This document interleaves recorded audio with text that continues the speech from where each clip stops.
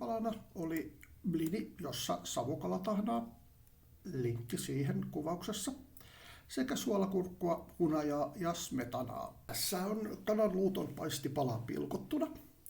Laitetaan hieman ruokasoodaa mureuttamaan lihaa. 2 teelusikallista per 500 grammaa.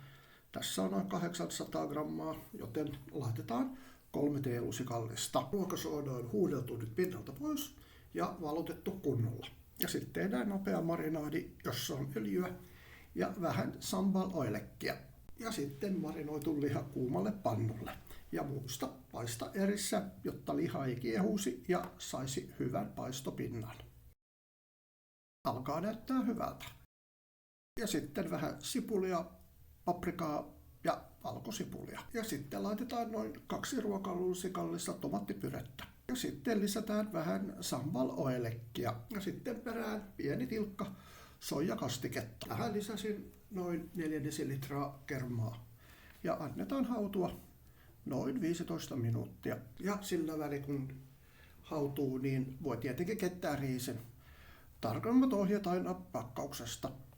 Ja jos viitsit, niin tilaa, tykkää, kommentoi ja jaa. Kiitos!